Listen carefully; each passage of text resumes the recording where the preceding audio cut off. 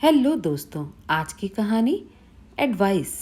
Mummy जी, ये क्या लगा दिया रवि की आंखों में? जोर से चिल्लाते हुए रुचिका कहती है। तू तो ऐसे बोल रही है बहू, जैसे कभी काजल देखा ही नहीं।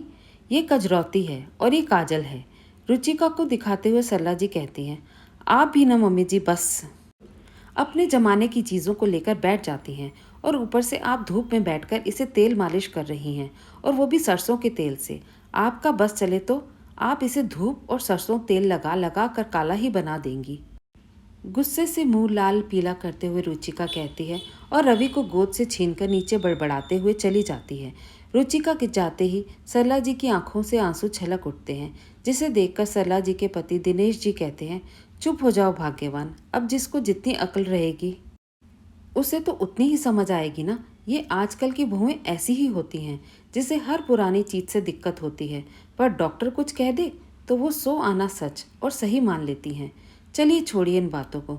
मुझे तो आज भी याद है वो दिन, जब अम्मा जी ठंडी के मौसम में एक लाइन से अपने सभी पोते और पोतियों को धूप में सुलाती थी, और एक एक करके सभी की तेल मालिश सरसों के तेल से करती थी, और वो भी पूरी ताकत के साथ। और अगर कोई बहू या बेटा गलती से कह देते थे, अम्मा जी जरा धीरे, लल्ला रो रहा है, तब तो अम्मा जी का शुरू हो जाता था, लल्ला है लल्ला, अभी से मजबूत नहीं बनाओगे तो बाद में कमजोर हो जाएगा, और सूरज से बलवान कोई ना होवे है, धूप खावेगा तभी तो लल्ला बनवान बनेगा।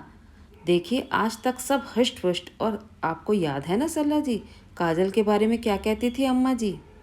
आंसू पोंछते हुए सरला जी कहती हैं, सब याद है जी, कुछ ना भूली हूँ मैं। देशी घी से तैयार काजल लगाने से आंखों की रोशनी अच्छी होती है, और आंखें भी बड़ी बड़ी होती हैं। और आपको याद है ना गौरव के पापा, अम्मा जी क्या कहती थी जब बच्चे मिट्टी में खेल कर आते थे? सरला जी, सब याद है। मिट्टी में खेलने से बच्चे का शारीरिक विकास होता है। साथ में कहती थी, जमीन पर पैर रहेगा तो पैर में मजबूती आएगी। कितना सही बोलती थी अम्मा जी। अनपढ़ होते हुए भी सब कुछ पता था उनको। पर आजकल के बच्चे पढ़ लिख कर भी अनपढ़ों जैसी बातें करते हैं। पर जाने दीजिए सरला जी, जब ठोकर लगेगी तब समझ आएगा। चलिए नीचे चलते हैं, प्रांशु भी स्कूल से आ गया होगा, तो रवि को देखना होगा ना। हाँ हाँ चलिए जी। सरला जी सब समेट कर नीचे आ जाती हैं। जैसे ही दोनों नीचे हॉल में आते हैं, प्रांशु के रोते हुए चिल्लाने की आवाज़ आती है। नहीं, मैं कपड़े चेंज नहीं करूँगा, पहले आप टीवी ऑन करो, मुझे कार्टून देखना है। पहले कपड़े चेंज करो, फिर मैं कार्टून लगाऊंगी। रुचिका भी जिद पर अड़ी थी, पर प्रांशु की जिद के आगे रुचिका हार जाती है और टीवी ऑन कर देती है। फिर थोड़ी देर में रुचिका प्रांशु के लिए खाना लेकर आती है, और उसे खिलाने के लिए जैसे ही चम्मच आगे बढ़ाती है, तो फिर प्रांशु जिद करने लगता है, मम्मा मुझे मोबाइल में गेम खेल कर खाना है, मुझे मोबाइल ला कर दो। रुचिका भी बिना कुछ बोले उसके हाथ में मोबाइल थमा देती है, ताकि वो खाने में नाटक नहीं करे। पर सरला जी कभी भी प्रांशु को खाना खिलाती तो उसे कोई कहानी सुनाती या इधर उधर की बातें सुनाती, जिससे वो बिना मोबाइल लिए खाना खा लेता था।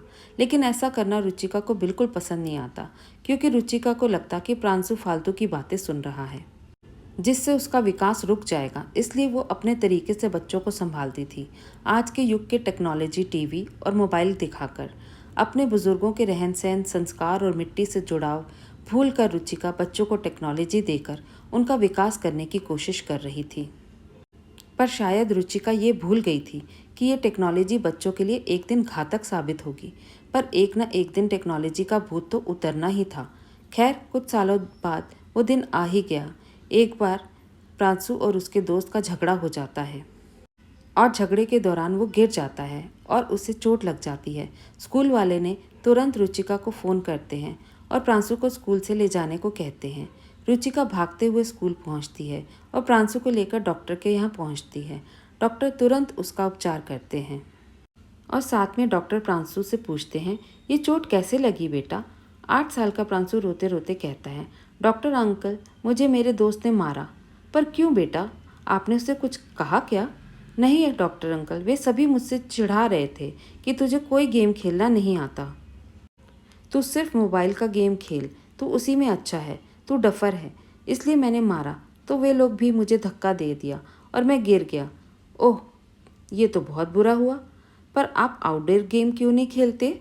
आउटडोर गेम खेलना तो बहुत अच्छी बात होती है, आपको पसंद नहीं है खेलना? मरहम पट्टी करते हुए डॉक्टर कह रहे थे। नहीं नहीं, मुझे अच्छा लगता है आउटडोर गेम खेलना, पर मम्मी मुझे खेलने नहीं देती और ना ही दोस्तों के साथ जाने देती हैं। मुंह बनाते हुए प्रांशु कहता है। अच्छा, आप थोड़ी देर बाहर बैठिए, मैं आपकी मम्मा से 2 मिनट बात करता हूँ। क्या बात है रुचिका जी, आप प्रांशु को बाहर खेलने क्यों नहीं देती? ऐसा कुछ नहीं है डॉक्टर, पर हमारे आसपास सभी लोग कम पढ़े लिखे हैं, सबके सब गंवार हैं, सभी के बच्चे यूं ही दिन भर खेलते रहते हैं और मुझे लगता है प्रांशु भी उन लोगों के साथ खेलेगा तो उनके जैसा ही बन जाएगा। रुचिका की बात सुन डॉक्टर आश्चर्य से रुचिका का मुंह देखने लगते हैं, फिर रुक कर कहते हैं। रुचिका जी, ऐसा कुछ नहीं होता जैसा आप सोचती हैं। मैं भी गांव की मिट्टी में पला बढ़ा हूँ। मेरे भी माता पिता इतने पढ़े लिखे नहीं थे, पर देखिए आज रिजल्ट आपके सामने है। मेरा तो मानना है कि बच्चे बाहर ग्रुप में ज़्यादा सीखते हैं, एक दूसरे के साथ कैसे बात व्यवहार करना ये भी जान पाते हैं, साथ में शारीरिक मानसिक विकास भी तो होता है। मुझे पता नहीं इससे पहले आप प्रांशु के लिए किस डॉक्टर से परामर्श लिया करते थे, पर अब मैं आपको एक एडवाइस देना चाहता हूँ कि प्रांशु को थोड़ा धूप में घुमाएं ताकि उसके शरीर को विटामिन डी मिल सके और हड्डियाँ मजबूत हो सके। मुझे तो लगता है ये बचपन से ही थोड़ा कमज़ोर था, इसलिए अंडरवेट भी है। देखिए, इतनी कम उम्र में उसे चश्मा भी चढ़ गया। पता है क्यों? क्योंकि आपने उसे बचपन से ही टेक्नोलॉजी हाथ में थमा दिया है। छोटी उम्र में आँखों की तंतु बहुत नम होती हैं, जिसमें ज़्यादा खिंचाव होने से आँख खराब हो जाती है। पर कोई नहीं रुचिका जी, अब भी वक्त है, सब ठीक हो जाएगा। पर जैसा मैं कहता हूँ वैसा करेंगी तब। डॉक्टर की बात सुन रुचिका थोड़ी देर शांत हो जाती है, फिर कहती है, ओके डॉक्टर, आप जैसा कहेंगे मैं वैसा ही करूँगी। एक और बात रुचिका जी, क्या आप सिंगल फैमिली में रहती हैं या जॉइंट फैमिली में? प्रांशु के भाई बहन भी हैं क्या? जी, सासू माँ और ससुर जी के साथ रहती हूँ और एक छोटा बेटा भी है 3 साल का। जब आप सबके साथ रहती हैं तब तो ये प्रॉब्लम नहीं होनी चाहिए थी। बच्चों को तो मोबाइल टीवी की आदत भी नहीं होनी चाहिए थी तब तो।